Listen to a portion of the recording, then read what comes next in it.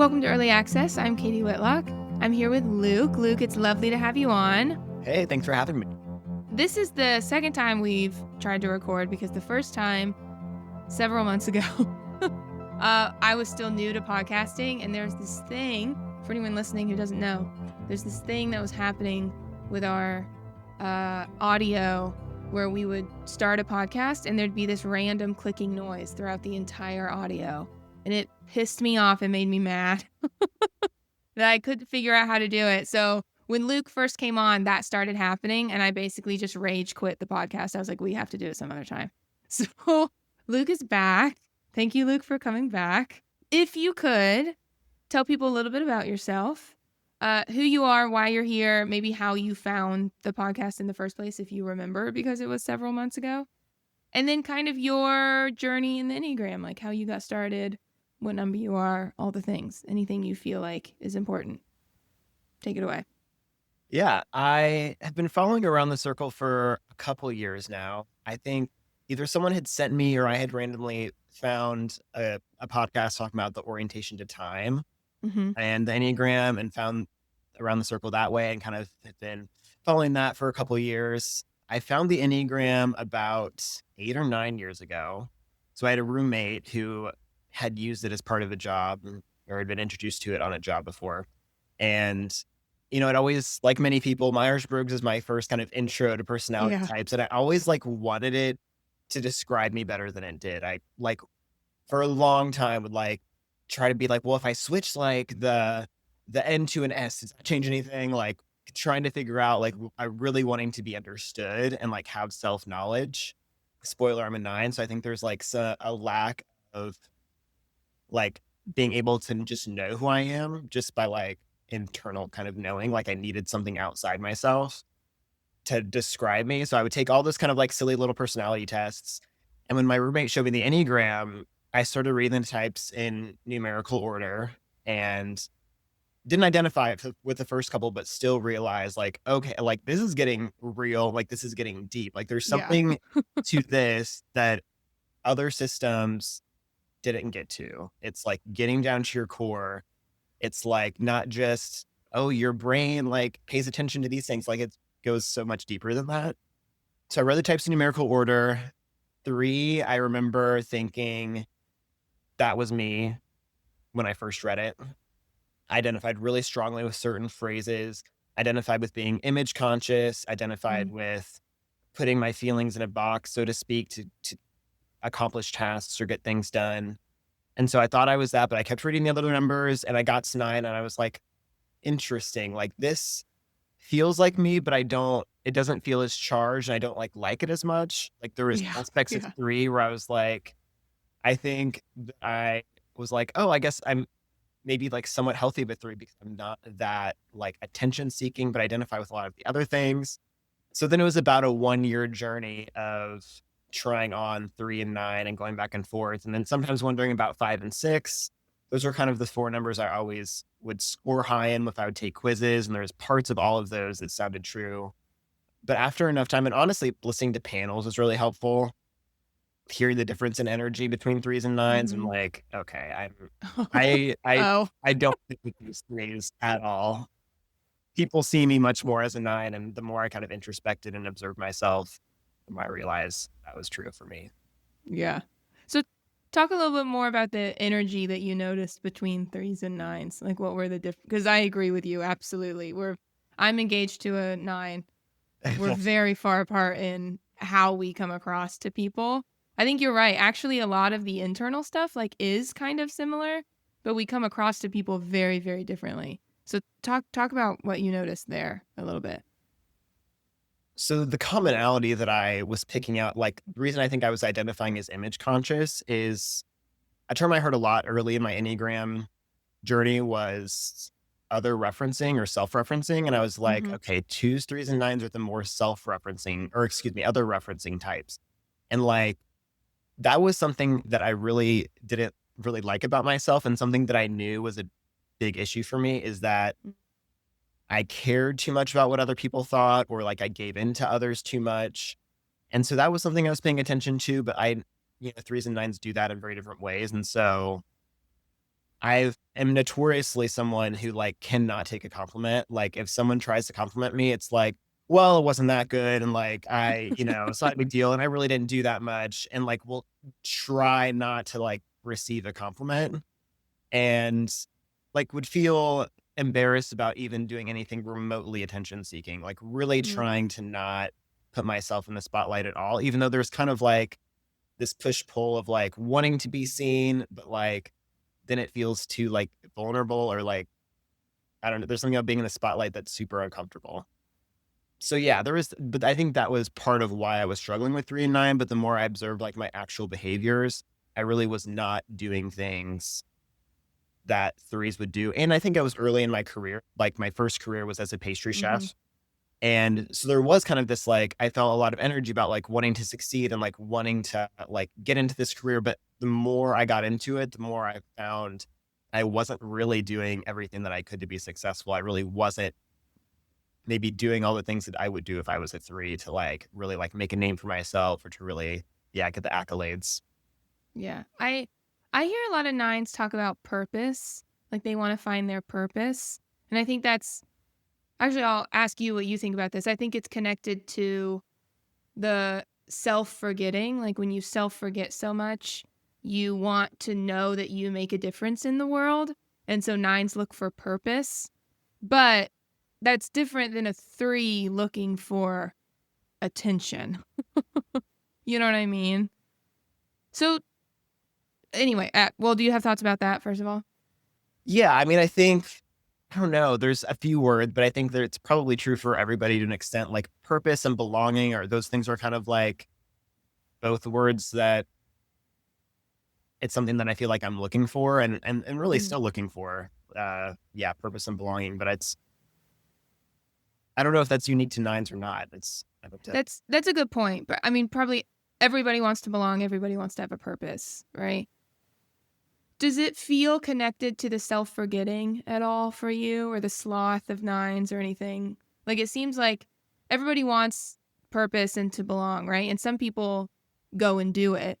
And nines, it just feels like there's always this yearning for it. But Yeah. it doesn't, I don't know if watching the nines in my life, it seems like sometimes they don't know what to do next to get it, Yeah. right? I think Or that's it well feels said. selfish to get it, right? That's true. I think it seems easier for other people that they just know what they're supposed to do. And for me, it's like all of the options seeming equal or like I don't know what my gifts and my skills are. Really, the Enneagram helps Mm-hmm. me.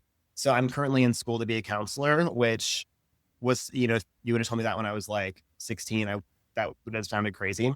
Um, because I didn't think that I had any skills to bring to that career. And I wasn't necessarily raised with a lot of, like emotional skills. And so, the Enneagram kind of showing me that I am good at being, a non-judgmental listener and Mm-hmm.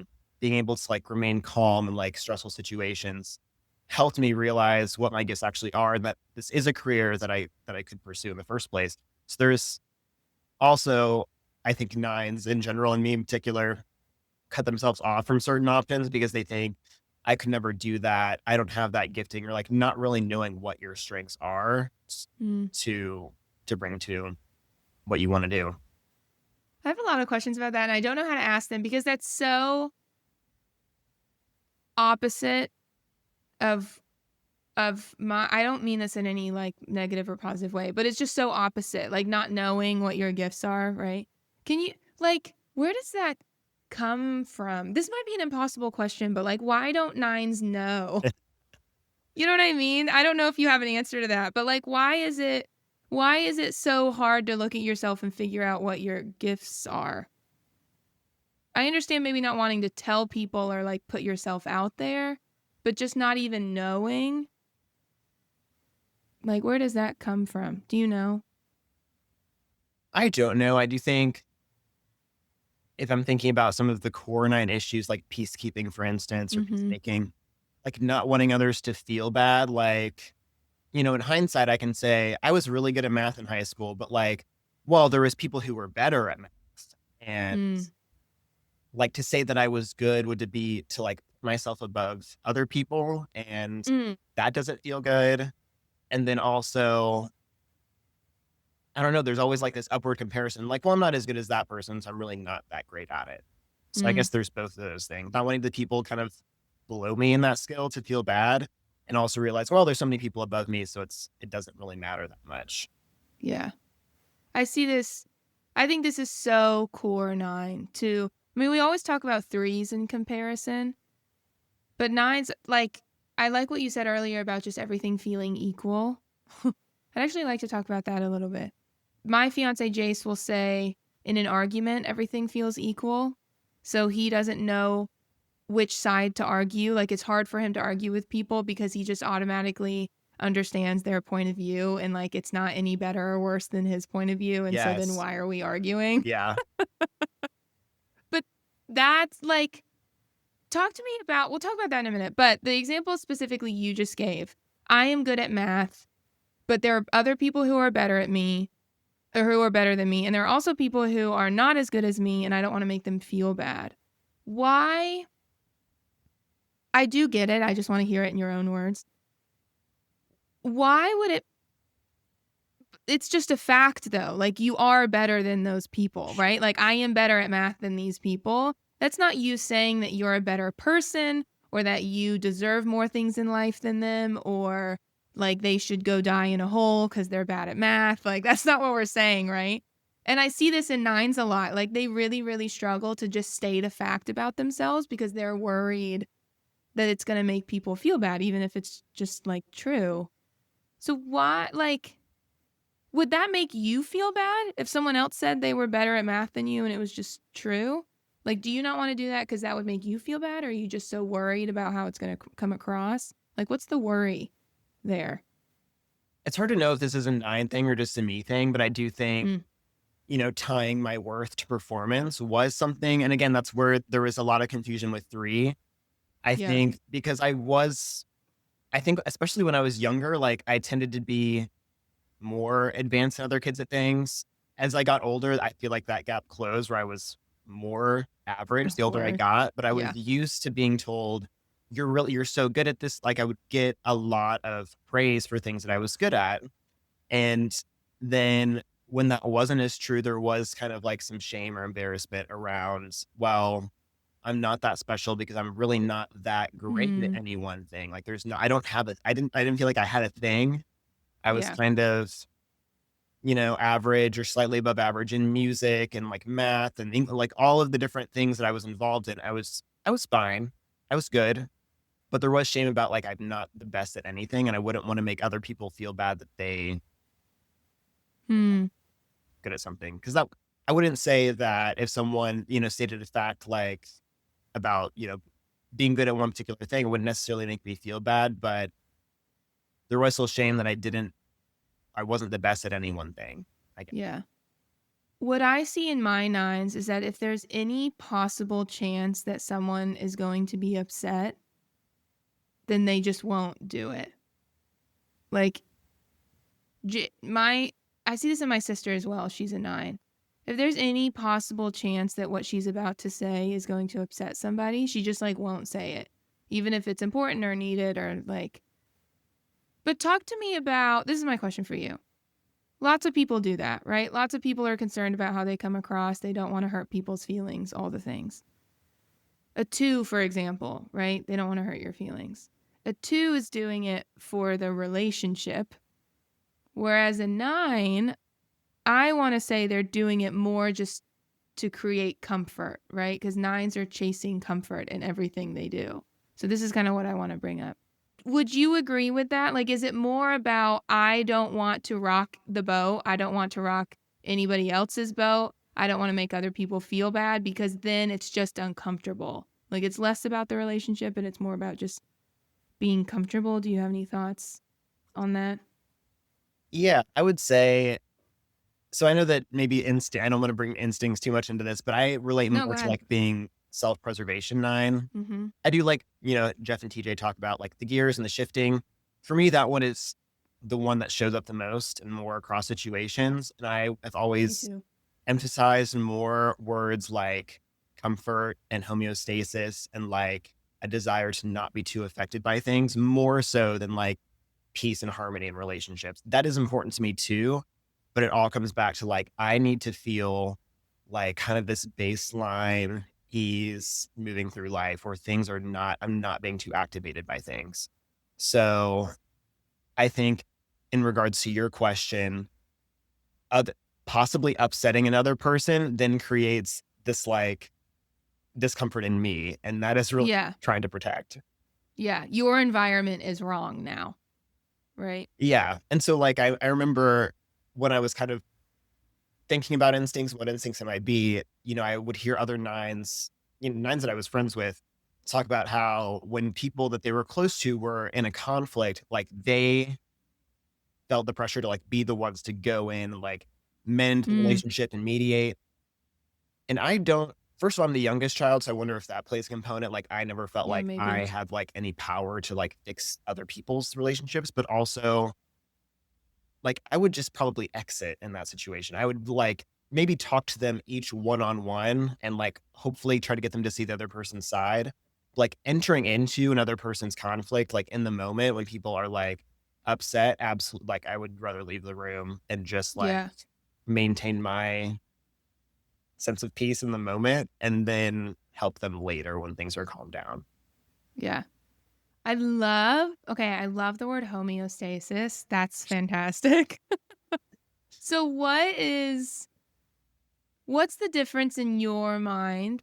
I love that you have this kind of comfort and homeostasis over here versus peace and harmony, and those things feel different to you. Talk to me about the difference in those two things. Why is comfort and homeostasis different to you than peace and harmony? I heard a podcast with another self-pres nine who talked about how he thinks that like self-preservation is related to like the nervous system, like feeling like Mhm. regulated and secure. And it's more about how I feel in my body more so than the relationship. I hear other nines who are more like social or sexual nines focus Mhm. so much on their relationships. And it just feels more to me like like peace and harmony are more like relational words. Like, is everybody getting along? Like, Mm. I okay with everybody? And it's like, yes, I want that, but it comes back to because I need to feel okay. I need to feel Mhm. comfortable, not activated, not like too high, too low. Like I need to stay Yeah. kind of in this just in between where everything feels just like Right. I can breathe easy. Things are okay. And what's wrong with not feeling like that? I know that's like a loaded question, but why is that the ultimate goal? Just to feel at ease. What's so bad about not feeling at ease? It's hard for me to get below that because that feels like the core is that Yeah. to feel a certain way. It's like, I don't know. I don't know what's under that really. I think that's a good answer is that's the bottom. It might Like be. I do think in every number there's just a bottom where like it just is because it is, right? But I want to say it's also connected to, nines are in the body triad. So autonomy is going to be a real big thing for you and being able to feel like you are in charge of yourself. Actually, let's talk about that a little bit. What's your relationship to the word autonomy? How do you think autonomy applies to nines? Because I see it, here's why I'm asking. I see it very easily in eights. They just get big when they're challenged, right? So they hold their boundaries very well. Ones, I can see it because ones want to make their own decision. I say autonomy is being able to make your own decision on your own time, uninfluenced by anybody.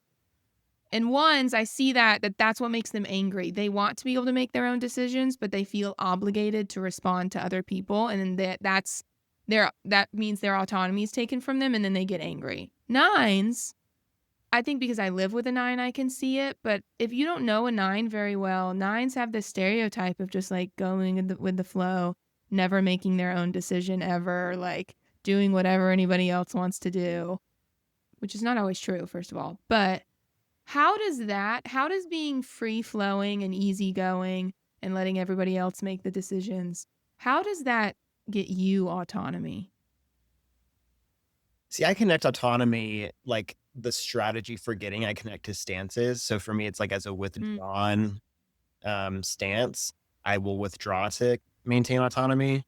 And I think it's more obvious for me as well because I lean more in that self-preservation. Like I am pretty yeah. introverted. Like having my own space is really important, having control over my own space. But even when I'm with people, I think withholding, I have trouble with disclosure. Like I tend to be a pretty private person. I think people would be surprised at how much they don't know about me. Mm-hmm. And that feels like a way to maintain autonomy or control is that my stuff is not all out there and part of that's about keeping the peace too. It's like if people maybe disagree with a decision or a belief that I have, it's easier to just keep it inside and kind of maintain. That's how I am able to control the peace is by kind of controlling what I share. And I don't know. I think that I do protect my time and energy more than other nines as well. I think Mm-hmm. that I'm not somebody who is going to jump up and offer to help with things. I will help with things if I'm asked, but I think autonomy for me relates to kind of protecting, yeah, my time and energy. Everything you're saying is reminding me so much of my sister, so I'm laughing. But when you're saying that, it's making me like panic a little bit because the 3 in me is like, but if you don't tell people about yourself, nobody knows you and then you're lonely. You know Yes, what I mean? And isn't that horrible? it is Like, for, don't. well, that's something that I've been thinking about and that I've been talking in therapy about lately is like, and again, I heard a self-preservation on another podcast who I thought was really wise. And he was saying like, when you don't share about yourself, like you don't give other people something to like latch on to. Like when you're not Mm, closing, it's like I'm getting along with people. Like I'm in graduate school right now and there's only 16 of us in the program. And so you would think that it would be really easy to make close relationships. And I've made a couple of friends, but there is still this like kind of sadness about like not being known. mm-hmm. But the the type or the pattern is like that is not that is going to create disruption, that is going to create big feelings. And so it's safer, calmer, easier to just kind of have these lighter, easier interactions with people. Yeah. Does it feel like it would take a lot of courage to like show up and like be your full self? Like, is that what that would feel like to be brave? Yeah, yeah, because I think, I think about Brene Brown and like you can't have courage without vulnerability. Like that would feel so Mm-hmm. vulnerable, like having like a pit in my stomach of like just that feeling of being exposed, right? Like Yeah. I will bare myself kind of to you and you will either like accept or reject it. So Yeah. yeah, that's terrifying. And then, so, okay, I think that's interesting because, a lot of numbers have problems with vulnerability, right? Like Right. the Lord 3 certainly has problems with vulnerability, right? So, what you just said there almost sounds like also how I talk about shame. Like if I show my true self as a 3, people aren't going to like it. And then because I'm a heart type and I'm so connected to shame, like that means that I was right all along. I am not a person who people like. It makes sense that people don't like me. That's what I was trying to hide the whole time. All of these things. Is that what it connects to you? Like this idea of being vulnerable and showing your whole self and then people can reject it or like it. Like if they rejected it, would you have this sense of like, oh, I knew it. I knew that they were going to reject me? Or is it just like, I don't know and it could make me uncomfortable and I don't want to be uncomfortable. So, I think it's both. I think I do have some, again, things I've worked on in therapy, some yeah. early like rejection wounds where like I was objectively pushed out and isolated. Yeah. And so there is like that internal sense like that will happen again if I am, and it was in middle school. And so I'm like, I can look back myself and like, I was not as stereotypically nine-ish at that age. Like I was a little more like outspoken and like goofy. Mhm. And there is, the message that I learned was if you're just put yourself out there, people will not like that. You will Yeah. get pushed out, isolated. So it's easier. And I made It's interesting thinking about my type, thinking back to those years, because I was in kind of 8th grade when I had kind of my hardest kind of rejection. And then so going into high school, I remember almost like strategizing, like, how am I going to not have that happen again? And I really had this conscious thought. It's like, I do not need to be popular, but I want nobody to dislike me. Nobody will have a bad word Mm, to say. And that's, when I was thinking about being a 9 or a 3, those 8 years ago, that thought kept coming back where it's like, I don't need people to think well of me. I don't need to be the center of attention, but I need nobody to like have an issue with me. No, and I think that was true. Like, I don't think anyone that I went to school with would have said like, Luke's a jerk, Luke's annoying, etc. Like, yeah.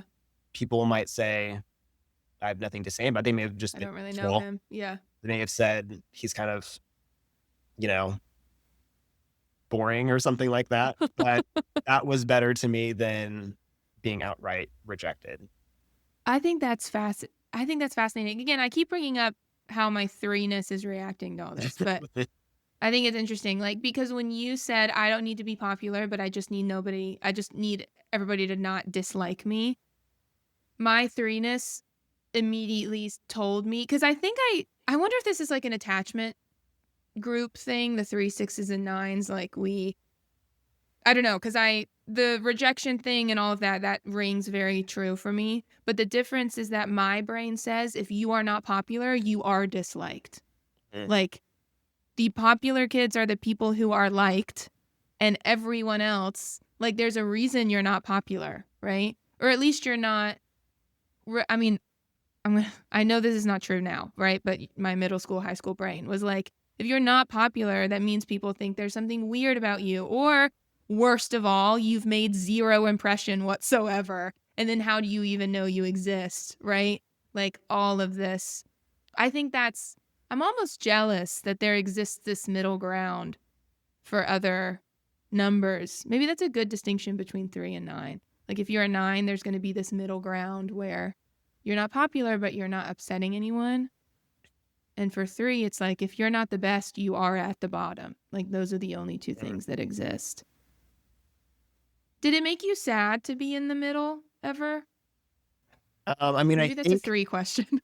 I think that mindset, thankfully I did have a group of friends, but it was someone that I had known since I was like a toddler, kind of Mm, brought me into her group of friends in high school, which was great. Because if I hadn't had that, I think I would have been incredibly lonely in high school as well. Because, yeah, the strategy that I was using of just my goal of not being disliked, that doesn't win you friends. Kind of like what I was saying earlier. It's like, if you don't disclose anything, if you don't show people anything, they have nothing to like latch onto about you. They have nothing mm-hmm. to connect with you about. And it's even, when I talk about vulnerability, like, sure, that can be about like, deep things, but it can also just be embarrassed about like what kind of music I listen to or what TV Mm, shows I watch. It's like, well, that person might think that artist is lame or that TV show's stupid or whatever. And so even things like that, depending on who I'm talking to, I can really choose what I'm showing to them, which mm-hmm. again seems a little bit 3-ish, but it's more like I'm just like appeasing to make Yeah. make the interaction smooth. Yeah. You're not picking which ones are most impressive, which is what I'm doing. You're picking the ones that are the easiest. What word would you put there? Yeah, like I would Smoothest? either try to avoid certain topics depending on the person, Yeah. or I would Yeah. just like present like the least offensive. Oh, like, The least oh, offensive. I love Parks and Rec. No, who dislikes Parks and Rec? You know what I mean? Like, Right. that's an easy Yeah. like, get me. Yeah. Like, we can connect on this thing that most people in our age like this show, so I can present Mm-mm. that as a show that I don't know why this has never like come together in my head until now. Because like I said, I literally live with a 9 and I grew up with a 9. But I love the way you're talking about this. To me, you're painting a picture of a person who wants to be inoffensive and does so by basically riding the middle of everything. But in doing so is still a person who wants to make a difference in the world and wants to know that they matter. And now enters the lifelong struggle of a 9, which is, how do I know that I matter? while also feeling the urge to ride the fence basically on every matter ever, right? And every relationship and everything at work that happens. How do I both know that I'm here and that I've made a difference and not upset anybody ever, including myself, right?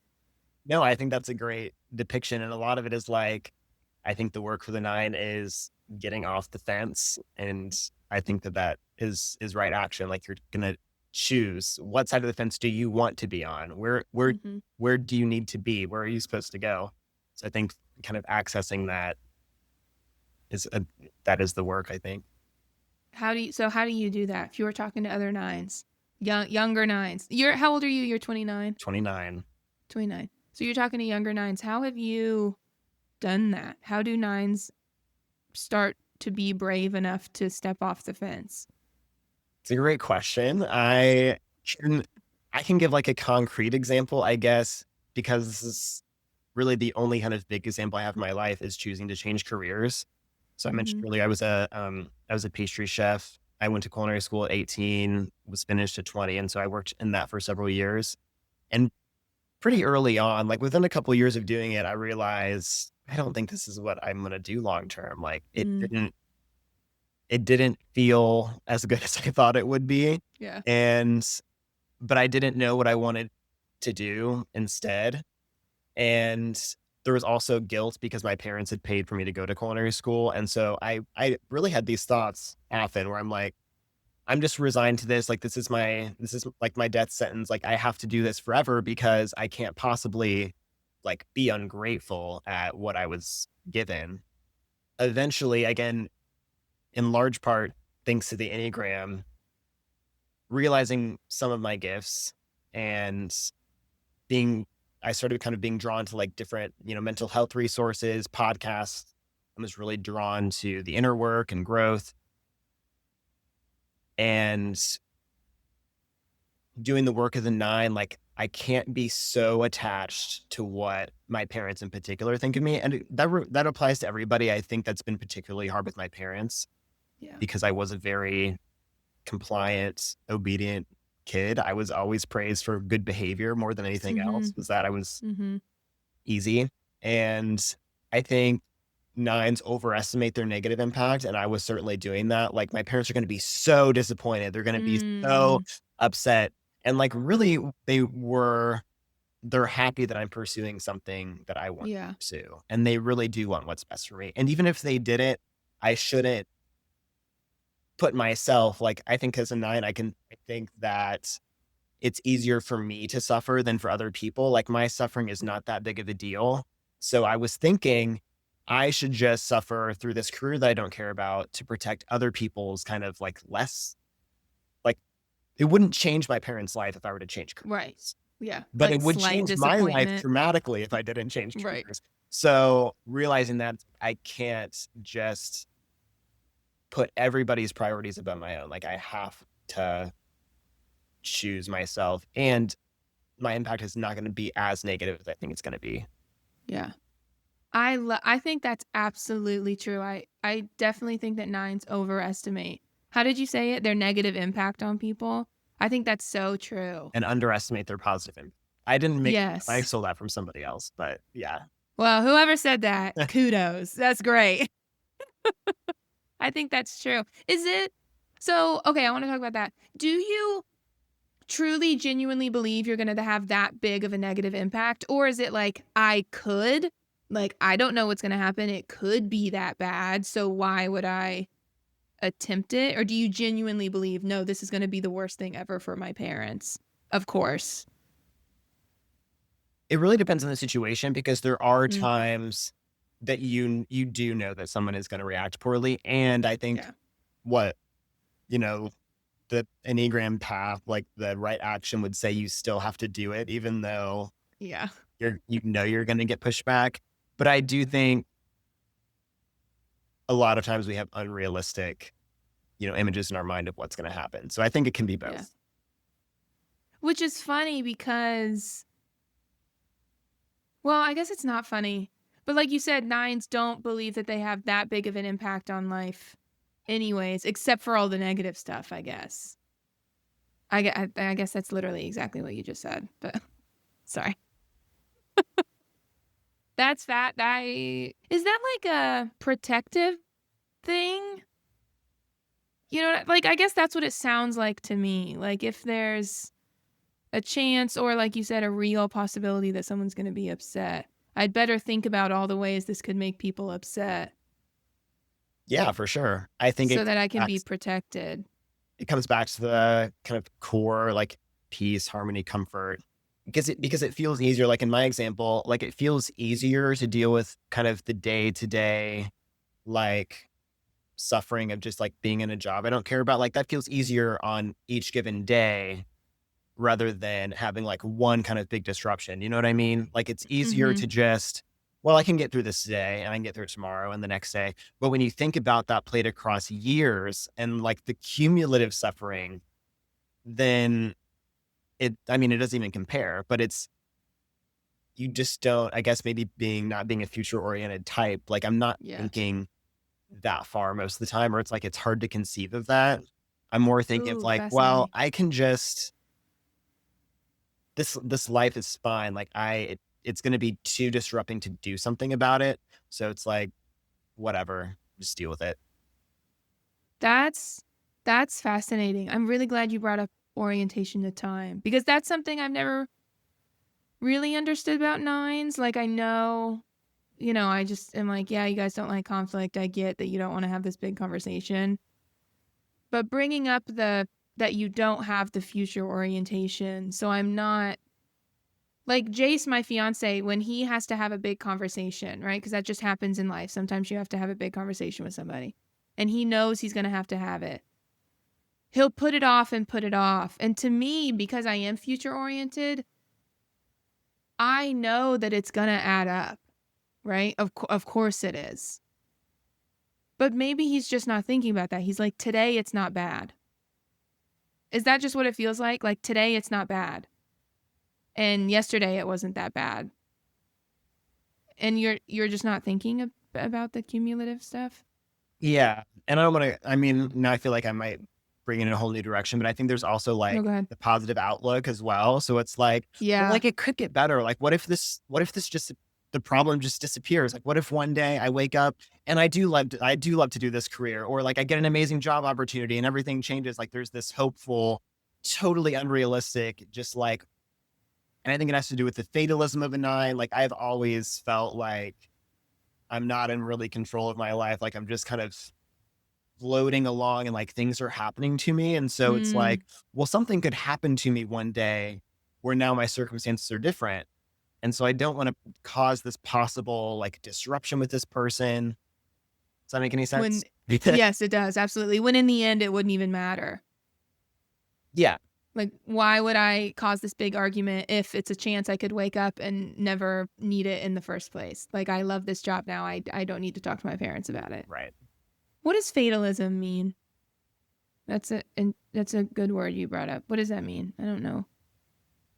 It just means that, I mean, I think probably the actual definition is like, there is a fate that is unavoidable. Like, your life is going in a direction that like you actually don't control. I think for me, it's more like the environment, like things are happening around me, like other people, events. I don't know. It just feels like, it feels less like I'm choosing to do things and more like the world is kind of shaping around me so Mm. that my path is kind of like set already. Mm-hmm. And I know that that's not true because I can look and like, yes, I have made decisions in life. Like, I did, I did choose to go to culinary school and I did Mm-hmm. choose to like change careers. But there's also this sense of like, well, I just made like the inevitable choice. Like, it didn't feel like there was all of these options and I was choosing this one. It was kind Mm. of like this presented itself and I had to do it. Does that not make you okay? This is such a stance thing because that makes to think about not being in control of your own life makes my skin crawl a Well, little it's bit. not true. I mean, of course I'm in control. Of course I'm making decisions, but it really does not feel that way a lot of the time. Yeah. Well, I think it's somewhere in the middle. Like, Right. I'm not in as much control of my life as I think I am. True. You know what I mean? True. Sometimes things do happen to you and you can't do anything about them, right? You get sick, you lose your job, whatever, right? You get broken up with, like whatever. You know what I mean? Things just happen and you don't really have control. Does that not make you like nervous? I guess this is such like I know the answer, but does that not make you nervous like to think about not being in control of your life? Or is it No, it's comforting the to think opposite. about not It's being in control? I were to like truly accept control of my life, that would be more nerve wracking. I'm in school for counseling, and so there's this school of like counseling thinking called like the existential like approach to counseling, which is based off of existential philosophy. And so there's this idea of like that freedom is anxiety inducing. Like the fact that we Mm, are the authors of our own life and we cannot avoid that actually produces so much anxiety because we are responsible and nobody else is. And of course, things happen to people that are completely outside of their control. People are sometimes born with very little objective freedom. And yet there's things that no matter what we can control our reactions to things, for instance. hmm That idea really resonates strongly with me. Like, yes, I know that I am free to make my own choices, and yet I don't want to accept that because that means everything is my fault, I guess. Everything that happens that I don't achieve, everything that I'm not getting, it is really because of me. Do you think this kind of subconscious inherent belief that nines have that they are not in charge of their life, do you think that's I say this so kindly and with so much love, okay? Do you think that's almost like an excuse to just let your life happen to you because that's kind of what not you the person, but what you the nine personality wants to be released from the responsibility of affecting their own life, Yeah. And I think I right? mean, isn't that what sloth really Yeah. is like this unwillingness to like and accept your responsibility, take action for your life. That seems what sloth really is to me. Ugh, this is so good. Oh my gosh, this is so good. This is like putting things into words that I've never had before. That's good. Okay, sloth. Do you have any more words about sloth? Do you have any good examples of how sloth shows up in your life? Because I feel like examples are helpful. I mean, a lot of times sloth is procrastination. So like, for example, like knowing that I wanted to go back to school for psychology and ultimately counseling, like I knew that for a while before I actually decided to do it. It's like there was this thing that kept like bugging me and like this little pinprick, like this is what you should do, like this is what you're supposed to do, this is what you're drawn to. And yet there was like, uh, I just like, I can't bring myself to do that yet. Like Yeah. it felt too, I guess going back to like what I'm looking for, which is kind of like this comfort homeostasis, like that is going to move me in these Yes. other in these other feelings that I don't want to feel, like the potential conflict and also just like on a more just kind of physical laziness level, like I will have to do more. Like I will have to work and go to school. And that sounds really tiring. And I don't want to do that either. So it's That's a sloth. lot. And for me, sloth operates on multiple levels. I don't think that other people would say that I'm lazy because I've Yeah. always been somewhat of like a high achiever. I've always cared about getting good grades and like being seen as like a hard worker at work, like having a good work ethic is important to me. But then there's other things that's like, I really, really what I avoid so much is having a full schedule. Like if I look at my week and I have something like that's out of the ordinary every single day, that is overwhelming for me. I Mm, do not want lots of disruptions in my routine. I don't want to have a week where there's no free time. That's terrible. yeah. Yeah. I'm yeah, everything you're saying is reminding me of Jace as well. Like he works 9 to 5, or he works 8 to 5, and he's a hard worker, so he usually works like 8 to 5:30 or 6. But he has his morning routine. He wakes up at the same time. And he does the same thing. Gets up and showers. He eats the same thing every morning. He does the dishes, and it's like this very clear.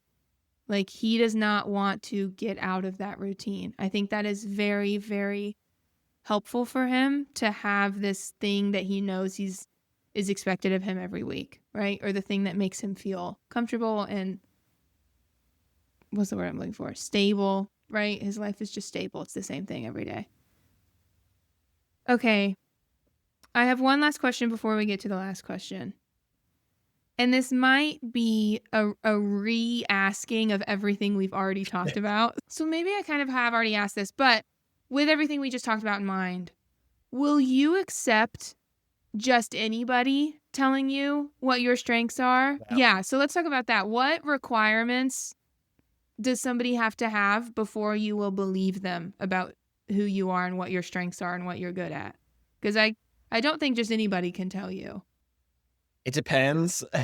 So I can Yeah. like concrete examples. So like when I, talking about not being able to take a compliment, when I would cook for my family and they would tell me something was good, it's like, no offense to my family if you're listening, but like not the greatest like palates. So I could cook Yeah. something and think like, wow, like I completely messed this up. This is not my best work. And like be like really genuinely thinking that. They'd be like, oh, this is Right. delicious. This is amazing. And it's like, but if I presented something to like my boss at work, who was like an incredible chef, if I presented something to him and he was like, this is excellent, like that felt so good and so affirming that like I would, something that I thought was good, something that I was excited to present, they actually also thought that feels incredible and really affirming. In counseling school, like I'm taking a basic skills class. And so we have to do like these recordings with classmates or we practice being a counselor. And then we write like a self-assessment of how we did. And I am always harder on myself in the self-assessment than my professor is in her feedback. She's always like, you said this about it, but I didn't think it was like, I didn't think that was bad. Like, I thought that was fine. And like, I see what you were trying to do there. And so getting that kind of feedback also feels good. It's like, cause I'm worried that I am going to harm another person as a counselor. Like, I do not want to cause harm. And so getting the feedback of like, no, you actually did these things really well. And even these other things are areas of growth. Like it's actually okay. Like you're on the right track. That feels great.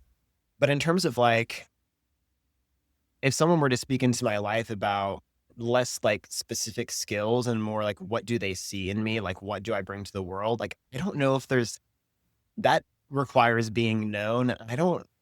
This sounds sad to say, but I don't know if anyone really knows me on that level to be able to speak to what light I bring to the world. And maybe I'm wrong. Maybe I'm wrong. Maybe people see things in me that I don't see. But I think that requires some vulnerability. I'm hearing two things. So skill-wise, it requires somebody who has proven that they are already good at the skill, right? Kind of beyond a doubt, they're a professor, they're a teacher in a culinary school, they're either your boss, who you know is a great chef, right? So it requires proven effort and skill. And then the other one is, and this is, I absolutely would agree with this with my nines as well, it requires being known, which is a barrier for nines in the first place. So to really be told who you are, someone has to really know you. But for someone to really know you, you have to open up. And that's hard. That's scary for a nine, right? So it's kind of self-fulfilling, almost. Yeah. Is it like, you don't know me, I haven't even shown you my full self, like how would you know? Is that what it feels like?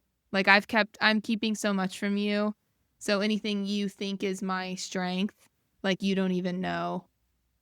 Is that what it feels It's like? funny because I wish I could think of a specific example, but I can think of times that people will like perceive me a certain way. I'm like, wow, you really don't know me at all. Yeah. Like you thought that, oh, man, I know that there are examples because I feel this strongly where like you may have said, oh, you're really good at this or you're really blank or knowledgeable. I'm like, no, I'm not. Like you You're totally get lying. who I am. And that's not their fault. Like that's my fault because I Yeah. am purposely holding back. But it is interesting sometimes people's perceptions versus how I actually feel inside. Yeah. Okay.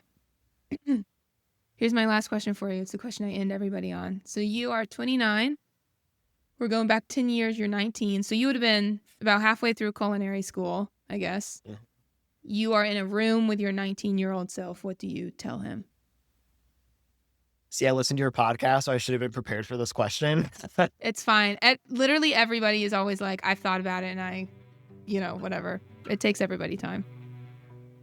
I think it goes back to that negative impact, positive impact thing. Like, being yourself, being open is not going to ruin your life. Like, it's going to enrich your life.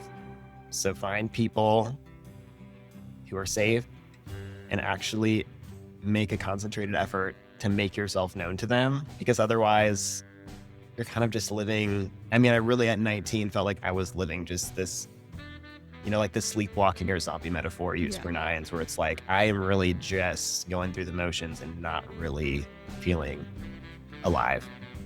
You are simultaneously not as bad as you think you are and much better than you think you are. Yeah. Right. I think that's sweet. Well, thank you, Luke, for being here. Thanks. This was lovely. Yes. I literally just did an interview with Jeff the other day, and he was like, we went through what I've learned from each number doing these interviews. And for nines, I was like, well, honestly, I live with a 9. I've been able to hear a lot more viewpoints from nines, but there's not much that I didn't already know. And I wish I'd done this interview before that, because I feel like you've given me a lot of new stuff. Thank you. A lot of new ways to talk about nines. So thank you for doing that. Yeah. You have a lovely way of articulating what's going on inside of you. I think you're going to be a good counselor. Thanks. But thank you for being here. My pleasure.